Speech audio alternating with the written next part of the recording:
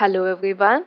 In this session, I'll be explaining about ARM Core Dataflow Model. When you first look at the ARM Core Dataflow Model diagram, it might look complicated. You see several boxes, buses, and arrows connecting different components of the processor. But the idea behind this diagram is actually simple. The diagram shows how data moves inside the ARM processor when an instruction is executed. You can think of the ARM processor like a small factory.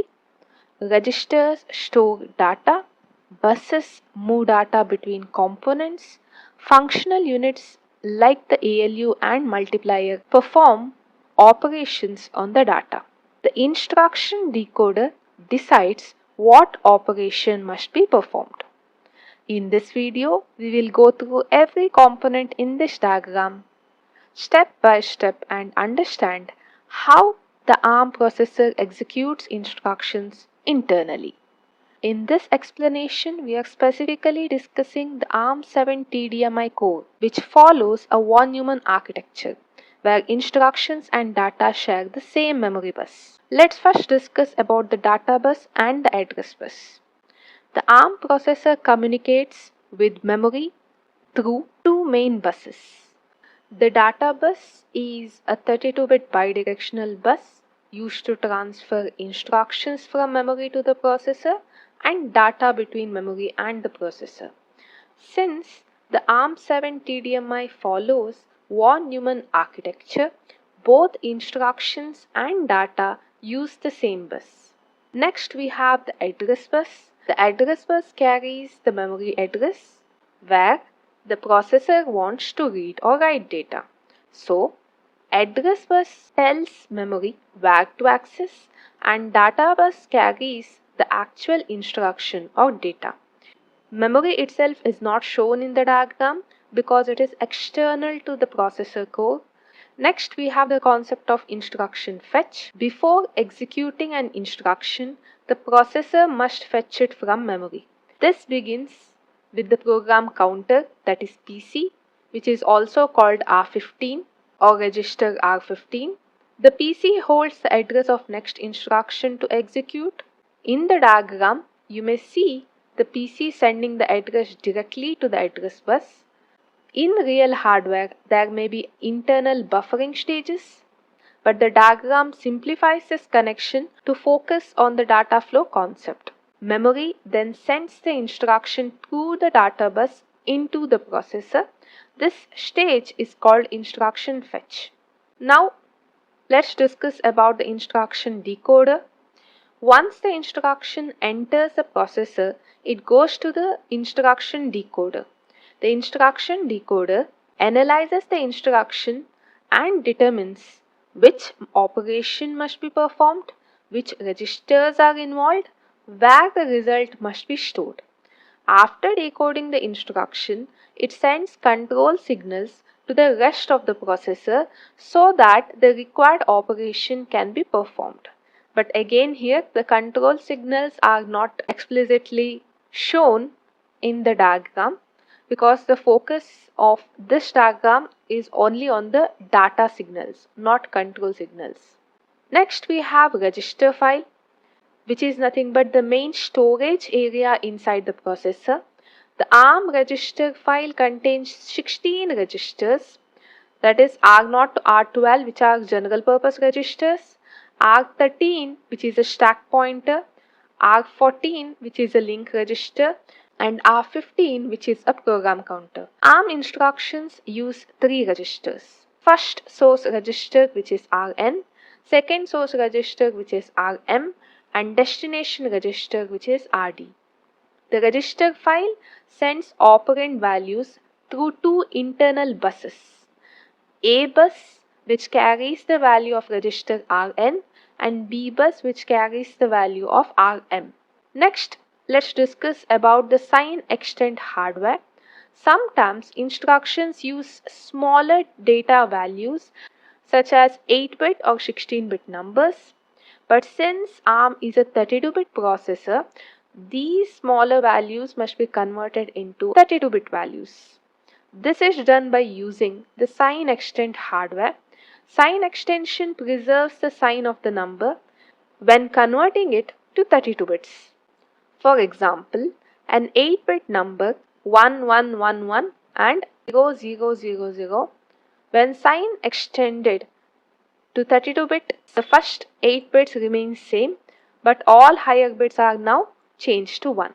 This ensures the value remains correct when processed by the ALU. The read bus here is the 32-bit bus that carries data into the register file, where the data comes from the sign extend unit and the destination will be one of the registers of the register file.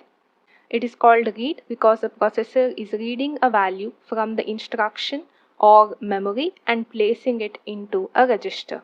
Next we have write bus. This is again a 32-bit path used to send data out of a register to the external world. This is used during store instruction if you want to save the contents of any register to memory. Next, let's discuss about the barrel shifter. One powerful feature of ARM processor is the barrel shifter. Before the second operand reaches the ALU, it can be shifted or rotated. The barrel shifter can perform operations such as logical shift left, logical shift right, arithmetic shift, and rotate. The important point is that this shift operation occurs in the same clock cycle as the ALU operation. This allows ARM instructions to perform complex calculations in a single instruction. N is nothing but the output of barrel shifter. Next we have the ALU, which is our arithmetic logic unit.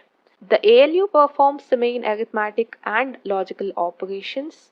Examples include addition, subtraction, logical and logical OR, comparisons, etc. The ALU receives two inputs, one from A bus, that is the content of register Rn, one from the barrel shifter output. It performs the required operation and generates the result. Next we have multiplier or the MAC unit. ARM processor includes a multiplier unit which supports multiply accumulate operations. A multiply accumulate operation performs a calculation such as A into B plus C. If you consider in this particular case, content of bus A is multiplied with content of bus B, which is added with the content that we obtain in this accumulate bus. This type of operation is very common in digital signal processing applications such as audio processing, image processing, filtering algorithms, etc. The multiplier produces its result and sends it through the same result bus used by the ALU to write data back to the register file. We have result bus and write back here. After the ALU or multiplier finishes the operation, the result is placed on the result bus. The result bus carries the value back to the register file. The result is then written into the destination register RD. This stage is called write back. Next we have address register. For load and store instructions, the processor must calculate a memory address. The ALU performs the address calculation. For example, if the instruction is something like LDR R0, content of R1, #4, ALU computes R1 plus 4. This calculated address is stored in the address register. The address register then places the address onto the address bus, allowing the processor to access the memory. Here we have address incrementer. This unit automatically increments addresses typically by 4 bytes, which corresponds to the size of ARM instruction. The incrementer is especially useful for updating the program counter during the instruction fetch or handling the sequential memory operations such as multiple register load store instructions. By using a dedicated incrementer, the processor can update the addresses without occupying the ALU, which improves the execution efficiency. The processor continues executing instructions until an interrupt or exception changes the normal execution flow.